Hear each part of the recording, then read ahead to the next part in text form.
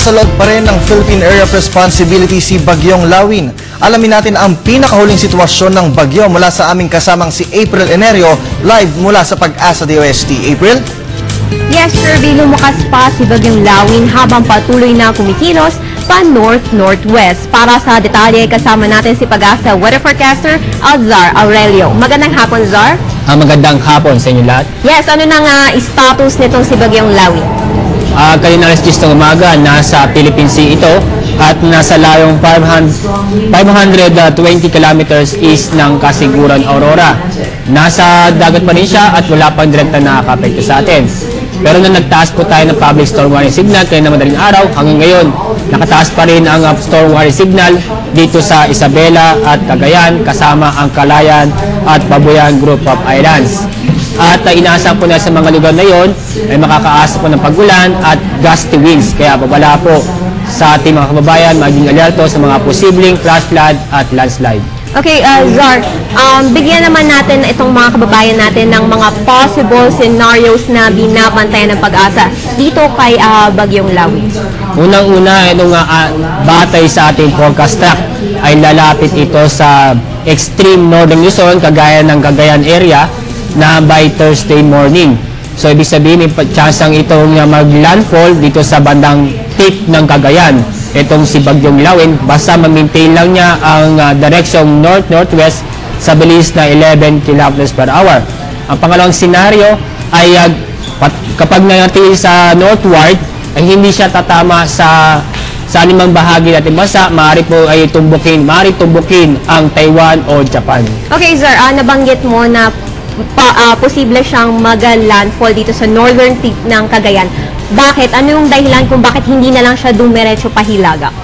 Dalawang dahilan yan kung bakit na ganito ang ating track dahil itong isang dalawang weather system.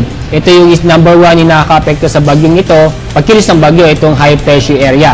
Number 1 yan sa mga nag-i-influensya sa bagyong Lawin. Pangalawa, meron siyang nakikitang madadaanan kung saan ay doon siya mismo lalapit sa extreme northern Luzon kasi may nakikita siyang madaanan doon kaya maaari po mag-landfall dito sa bandang northern tip ng Cagayan. Okay, Zar, kung sakaling dumiretso siya pahilaga or tumama siya sa kalupaan na sa northern tip ng Cagayan, kailan kaya siya makakalabas ng PAR? Dalawa din na nakikita namin na posibleng kailan na lumabas ito si Lawin. Ang pinamaagang labas niya ay Friday pa at pinamatagal ay Sabado o Linggo pa.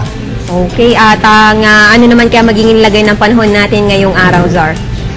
Dito naman sa Mimaropa, Bicol Region at buong Visayas, kahit wala po tayo public storm warning signal, ito namang yung southwest monsoon yung habagat kung saan nakaka-apekto bilang sa mga lugar na akin nabanggit pa din sa southern Luzon all the way to Mindanao.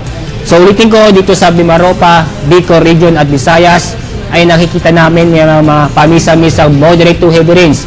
So may possible na flash flood and landslide doon, kaya mag-ingat ang ating mga kababayan doon. Dito naman sa Metro Manila, Mindanao, Calabarzon, and rest of Luzon ay na magiging light to moderate rains ang inaasahan po natin at may mga thunderstorm na kadalasan po yan sa hapon at gabi. Okay, so huling katanungan na lang, no? Kasi dito ngayon sa Metro Manila mainit. So may mga pag-ulan pa rin tayo mararanasan siguro mamayang hapon or gabi? Tama, may naasahan tayo ng mga pag-ulan o thunderstorm sa ngayong hapon o mayang gabi. Dahil kadalasan nakalipas na araw nakakaranas tayo. Ilang beses tayo nakakaranas na hapon o gabi nakakaroon tayo ng thunderstorm. Okay, maraming salamat, Zar. Welcome. Ayan po si Pag-asa weather forecaster Alzar Aurelio para sa lagay ng panahon natin ngayong Martes. At yan ang latest mula dito sa Pag-asa DOST. Para sa Telebisyon ng Bayan, April Enerio.